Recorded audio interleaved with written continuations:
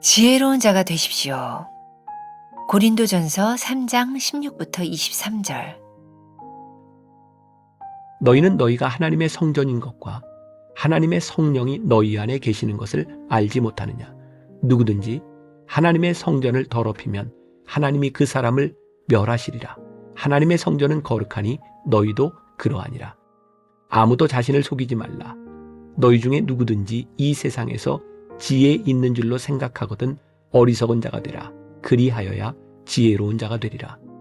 이 세상 지혜는 하나님께 어리석은 것이니 기록된 바 하나님은 지혜 있는 자들로 하여금 자기 꾀에 빠지게 하시느니라 하였고, 또 주께서 지혜 있는 자들의 생각을 헛것으로 아신다 하셨느니라. 그런즉 누구든지 사람을 자랑하지 말라. 만물이 다 너희 것임이라. 바울이나 아볼로나 게바나 세계나 생명이나 사망이나 지금 것이나 장래 것이나 다 너희의 것이요 너희는 그리스도의 것이요 그리스도는 하나님의 것이니라. 사도 바울은 고린도 교인들에게 너희 몸을 더럽히지 말라고 권면합니다. 너희는 너희가 하나님의 성전인 것과 하나님의 성령이 너희 안에 계시는 것을 알지 못하느냐? 하나님의 성전은 거룩하니 우리 몸도 거룩해야 합니다. 이 권면은 오늘날 우리에게도 동일하게 적용됩니다. 성전은 하나님을 모시고 하나님과 만나는 곳입니다. 성전은 거룩한 곳이 되어야 합니다. 거룩하신 하나님이 거룩함 가운데 임하시는 곳이기 때문입니다. 사도 바울의 질책을 보면 고린도 교인들은 성전인 그들의 몸을 거룩하게 지키지 못했습니다. 거룩하지 않은 곳에서는 성령이 거하실 수 없습니다. 성령이 거하시지 않으면 성도는 성령의 뜻대로 살아갈 수 없습니다. 하나님의 성전으로서 거룩하게 살려면 지혜로운 자가 되어야 합니다. 하나님의 지혜는 세상의 지혜와 다릅니다. 사도 바울은 세상에서 어리석은 자가 되는 것이 하나님 앞에서 지혜로운 자가 되는 것이요, 세상에서 지혜로운 자는 자기 꾀에 빠지게 될 것이라고 말합니다. 계획과 기도가 틀어졌을 때 오히려 하나님께 감사한 일이 얼마나 많았는지를 생각해 보십시오. 하나님의 생각과 지혜는 우리 생각과 지혜를 뛰어넘습니다. 그러므로 형편을 바꾸어 달라고 기도하는 대신에 어떤 환경에서든 하나님이 주시는 지혜로 능히 이길 힘을 달라고 기도해야 합니다.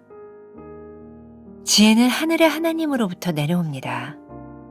이것을 아는 사람은 하늘을 향해 마음을 열고 하나님을 향해 귀를 엽니다. 너희 중에 누구든지 지혜가 부족하거든 모든 사람에게 후히 주시고 꾸짖지 아니하시는 하나님께 구하라. 하나님을 얼마나 신뢰하느냐에 따라 그만큼의 지혜를 경험하게 될 것입니다. 깊도다 하나님의 지혜와 지식의 풍성하며 그의 판단은 헤아리지 못할 것이며 그의 길은 찾지 못할 것이로다. 내가 하나님의 성전임을 인정합니까? 거룩해지기 위해 노력합니까? 나는 하나님과 세상 중 어디에서 지혜를 구합니까? 오늘은 10월 11일입니다. 지혜로운 자가 되십시오. 벌써 며칠째 계속해서 고린도전서 말씀을 가지고 함께 나누고 있습니다. 고린도전서는 사도 바울이 고린도의 교회를 개척하고 그 교인들에게 편지를 보냈던 내용이죠. 초대교회 생각하면 우리들이 참 이상적인 생각을 많이 하고 있지만 초대교회에도 오늘날 우리 교회가 가지고 있었던 성도들이 가지고 있었던 그런 많은 문제들을 동일하게 가지고 있었던 것 같습니다. 고린도전서를 보면서 깨닫게 되는 게 교회는 사람은 이렇게 연약한 존재이구나. 그래서 우리가 계속해서 자기 자신을 책찍질하고 경계하지 않으면 우리는 참 쉽게 이렇게 타락할 수 있고 또 쉽게 죄를 지을 수 있는 존재구나라는 것을 깨닫게 됩니다. 자, 지혜로운 자가 되십시오. 어떤 사람이 지혜로운 자일까요? 사도 바울은 고린도에 있는 교인들에게 이렇게 권면합니다. 너희 몸을 더럽히지 말아라. 왜 사도 바울은 이렇게 이야기를 했을까요? 그냥 오늘 말씀 결론부터 이야기를 한다면 우리의 몸을 더럽히면 우리는 하나님의 성전인데 우리 안에 성령님께서 거하시지 못하고 성령님께서 우리 안에 거하시지 못하면 우리는 성령님의 음성을 따라 성령님의 인도하심을 따라 살아갈 수 없다는 거예요. 가장 지혜로운 사람이 어떤 사람일까요? 하나님을 믿는 사람에게 지혜로운 것은 어떤 것일까요? 하나님의 말씀이 우리 안에 있어서 성령님의 인도함을 따라 사는 것이 가장 지혜로운 사람이 아니겠습니까? 그래서 지혜로운 자가 되기 위하여 오늘 우리들에게 주시는 말씀입니다.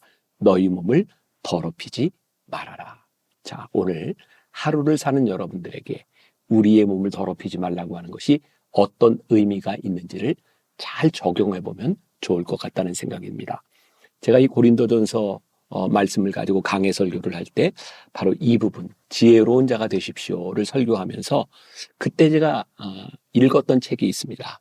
미국의 타베네컬 처치의 담임인 짐 삼발라 목사님의 성령으로 다시 시작하라라는 제목이었어요. 그 책에 보면 하나님을 믿게 된 한 모델 여성에 대한 이야기가 나옵니다. 특별히 믿음이 있어서 예배를 참석한 것은 아니었지만 예배를 드리고 그리고 믿음이 들어가면서 어느 날 갑자기 깨닫게 된 것이 있죠. 하나님께서 나를 부르셨구나. 바로 그것을 깨닫는 순간 이 여인에게 일어났던 이야기를 짐 삼발라 목사님이 쓰고 있어요. 아무렇지도 않게 참석했던 파티, 그 안에 하나님을 거스르는 행동들이 있다는 것을 깨닫게 되죠. 자신의 일이라고 생각했던 속옷 광고, 단순히 광고라고 생각했는데 그 광고를 통해 많은 성적인 자극들이 일어나는 것을 보면서 내가 하나님의 자녀로서 이런 일을 하는 것이 옳지 않구나 라는 것을 깨닫게 되고 자기 옷차림을 다시 바라보게 되는 것이죠. 내가 하나님의 귀한 자녀로서 하나님의 귀한 존재로서 내가 어떻게 살아가야 되는지 자신을 보기 시작한 거예요. 내가 하나님 앞에서 귀한 자녀라는 것을 깨닫게 되면서 내 몸을 어떻게 지켜야 될까? 나를 어떻게 거룩하게 만들어 가야 될까? 바로 이것을 깨닫는 사람이 지혜로운 자라고 말씀하고 있죠. 자, 성경은 우리들에게 이야기합니다. 성전은 단순한 건물이 아니라 우리들 몸, 그것이 성전이다. 왜 우리들 몸이 성전일까요? 우리들 안에 하나님의 영이 거하시기 때문에 우리가 하나님을 만날 수 있기 때문이죠. 이 부분 말씀을 이렇게 묵상하다가 저에게 떠오른 사람이 하나 있었어요. 사무엘상에 나오는 엘리 제사장이죠. 엘리 제사장. 그는 90이 넘게 오랜 세월을 살면서 제사장으로서의 사명을 감당한 사람이었어요. 우리가 잘 아는 것처럼 그의 아들 홈리와 비느하스는 타락하죠. 제사장이라고 하는 직책, 성전을 지키는 사람이라고 하는 것, 그것이 문제가 아니라 엘리 제사장의 영적인 눈이 어두워졌을 때 그는 홈리와 비느하스, 자신의 아들들이 어떻게 행하는지를 보지 못하고 듣지 못합니다. 아니, 많이 이야기했겠죠. 들으려 하지 않습니다. 아니, 들리지 않습니다. 성령이 거하시지 않는 삶을 살아가는 사람들에게는 하나님의 음성이 제대로 들리지 않습니다. 제가 참 좋아하는 표현 중에 하나가 영적으로 민감해진다, 센서티브하다라는 말이에요. 우리가 영적으로 민감할 때는 아주 자그마한 자극에도 우리들이 반응합니다. 우리들이 영적으로 민감할 때는 아주 작은 죄에도 우리들이 반응합니다. 그런데 언제부터인가 우리들이 영적으로 둔감해지기 시작하면 우리들 주변에서 일어나는 일들에 대하여 무감각하게 되는 거죠. 지혜로운 자가 되는 게 그런 의미가 아닐까요? 영적으로 센서티브해지는 것. 우리 안에서 하나님과 우리 안에 교제가 일어날 수 있도록 나를 만들어가는 것. 그래서 여러분들 책 중간에 보면 하나님의 성전으로서 거룩하게 살려면 지혜로운 자가 되어야 한다라고 말을 하고 있어요. 우리들의 삶에는 우리들의 마음대로 되지 않는 일들이 참 많습니다. 그래서 제가 썼던 책 가운데 내 마음대로 안 되는 내 인생 이런 책도 있는데 가만히 보면 우리는 태어나면서부터 죽을 때까지 내 마음대로 안 되는 정말 많은 일들을 경험하고 살아가요. 근데 지혜로운 자는, 우리 안에 성령님이 거하시는 자는 우리의 계획과 우리의 시도들이 틀어졌을 때 오히려 하나님의 일을 보기 시작하죠. 내 뜻대로 되지 않는데 내 안에 하나님의 뜻이 이루어지고 있는 것을 보게 되는 사람들. 이게 얼마나 놀라운 일일까요? 우리 안에서 하나님께서 일하기 시작할 때 우리는 우리의 형편과 처지를 바꾸어 달라고, 어떤 환경을 만들어 달라고 기도하기보다는 그 어떤 환경 가운데서도 하나님과 함께 동행하는 사람이 되게 해달라고 기도할 수 있지 않을까요?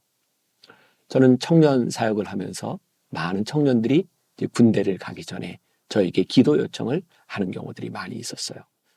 저는 군대 가는 청년들에게 늘 그런 기도를 했던 기억이 납니다. 하나님, 이 청년들이 어떤 곳에서 어떤 좋은 환경을 만나는 것보다 더 중요한 것이 있는데 그 어떤 환경에 처하더라도 하나님의 사람으로서 부끄러움 없이 살아갈 수 있는 사람들이 되게 하여 주옵소서. 그리고 제가 말미에 이런 기도를 꼭 해요. 하나님, 이 청년에게 인생의 가장 중요하고 어려운 시기를 지나갑니다. 그 훈련의 시간들이 정말 하나님의 사람으로 나를 훈련하는 시간이 되게 하여 주옵소서. 우리들이 어떤 형편과 처지에 있든지 민감하게 하나님 하시는 일에 반응할 수 있는 사람이 되는 것, 그것이 가장 지혜로운 사람이 아닐까라는 생각을 하게 됩니다. 오스왈드 챔버스의 주님은 나의 최고봉 313번째 말씀에 보면 성령님, 성전에 대한 이야기가 나와요.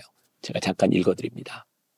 성전에 대하여 하나님께서 하신 말씀을 기억하십시오. 마태복음 21장 13절, 내 집은 기도하는 집이라 일컬음을 받으리라 하였거늘 너희는 강도의 소굴을 만드는도다 하시니라. 성도의 몸이 성전이라는 것을 생각한다면 우리의 몸을 어떻게 사용해야 할지는 자명합니다. 챔버스는 이렇게 묻습니다.